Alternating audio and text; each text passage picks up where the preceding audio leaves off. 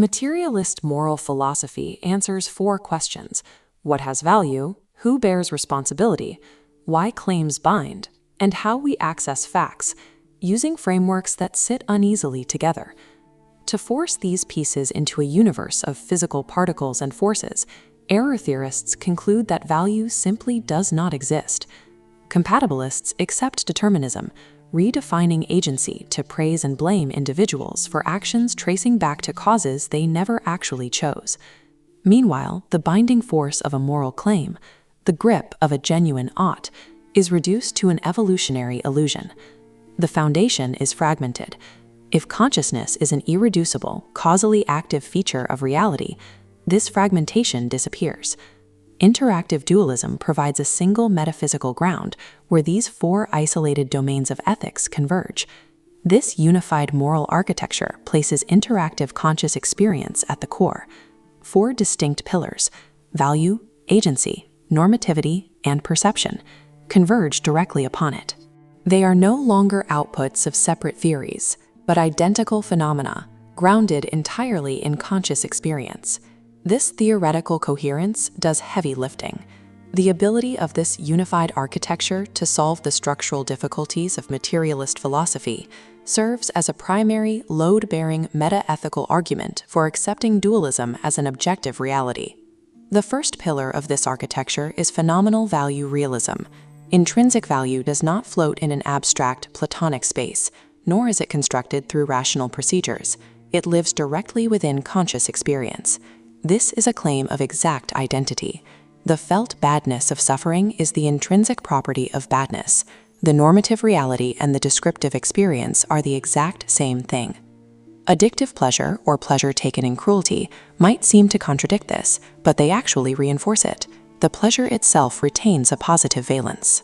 What makes the total experience bad is the presence of other phenomenal properties, specifically the compulsion and the degradation of agency, which carry negative value. This extends beyond a basic hedonic balance sheet.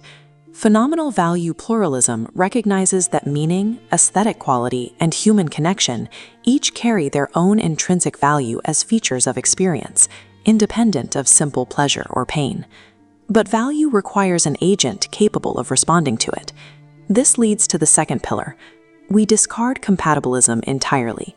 For moral responsibility to exist, the agent must be the genuine author of their choices, not merely a link in a deterministic chain.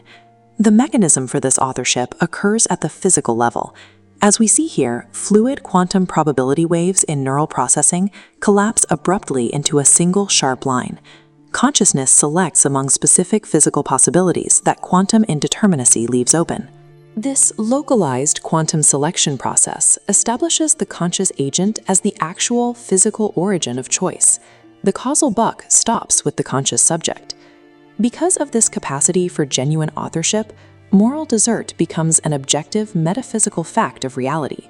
An agent who chooses cruelty over kindness exercises a causal power they actually possessed. The third pillar grounds normativity. The binding force of an ought operates as a constitutive element of conscious experience itself, rather than a judgment layered on top of a neutral sensation. When you encounter suffering, the mandate to respond is built directly into the physical sensation of that encounter. The demand is present in the experience itself. When normative domains collide, for instance, an epistemic duty to publish against a moral duty to prevent harm, consciousness resolves these competing demands within a single experiential field through genuine judgment, avoiding any sort of mechanical aggregation. The overridden demands do not disappear. They persist as moral residue, residual phenomenal poles with ongoing experiential weight. A researcher who suppresses results for moral reasons still feels epistemic integrity pulling. This experiential integration is closely tied to the fourth pillar, moral perception. Moral properties appear in consciousness as a direct, unmediated gestalt. Notice how this complex array of scattered data points instantly snaps into a structured geometric pattern. This represents how wrongness organizes an entire perceptual scene prior to the onset of conscious reasoning. You do not compute moral status from physical movement. The wrongness is present in the initial perception. Empirical data shows systematic differences in moral judgments across cultures. The basic capacity for moral perception is immediate and direct, but the culturally trained categories that trigger this gestalt are shaped by context. Materialist accounts that reduce moral experience to an emotional reaction followed by post hoc rationalization fail to accommodate this precise temporal phenomenology and gestalt character. The pre-reflective moral strike arrives before reasoning even begins. If agency requires consciousness selecting among physical possibilities, it must operate exclusively through a strict physical bottleneck, the attentional channel of consciousness. Because attentional capacity fluctuates, moral responsibility cannot be binary. It exists on a graded spectrum directly tied to an individual's effective capacity for moral reasoning at a given moment.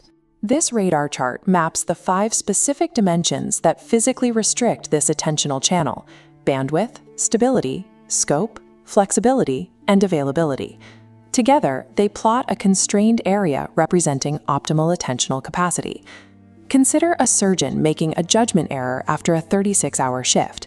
Extreme exhaustion physically shrinks this polygonal area of control, mechanically restricting the dimensions of attention and resulting in diminished capacity. This gradient has a floor. It does not collapse into universal excuse-making. As long as consciousness is active and operating, a minimal degree of responsibility persists. Furthermore, neglecting the cultivation of this capacity is itself subject to desert.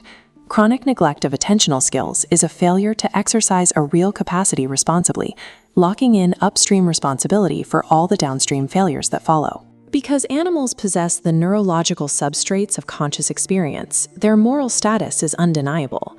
Their suffering instantiates the exact same intrinsic value as human suffering. This biological reality stands in strict contrast to the architecture of current computational artificial intelligence systems. Current AI systems process information deterministically.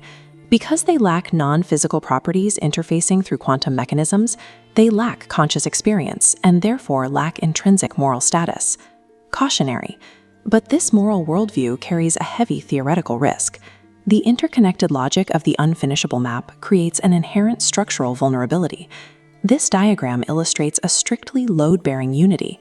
If we remove the agency node, the connecting lines to the other nodes instantly sever and dissolve. Normativity loses the agent it addresses its demands to. Adopting this moral architecture demands accepting all 4 foundational pillars simultaneously. If choices could be predicted from prior neural states with near-perfect accuracy, or if a materialist framework achieved genuine unification without positing irreducible consciousness, this entire dualist advantage would collapse and vanish. Assuming the architecture holds, it presents a final open frontier, the precise role of value within the causal mechanism of quantum selection itself. The value-blind hypothesis suggests that consciousness steers neural outcomes through attention alone. The selection mechanism acts as a content-neutral pointer, leaving the valence, the actual feeling of goodness or badness, causally idle in the selection process. The opposing value-sensitive hypothesis argues that valence directly influences which quantum possibilities become actual. Outcomes are selected specifically because of how they would feel. This model forces a major physical implication. It makes physics locally teleological, driven by purpose rather than just prior causes, specifically within the narrow channel where consciousness acts on the brain.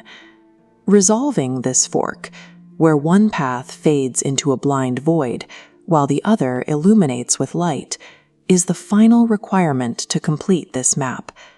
Until that fork is resolved, the mandate of this unified framework is clear. We are required to treat the felt weight of moral deliberation as an exact reflection of physical and metaphysical reality.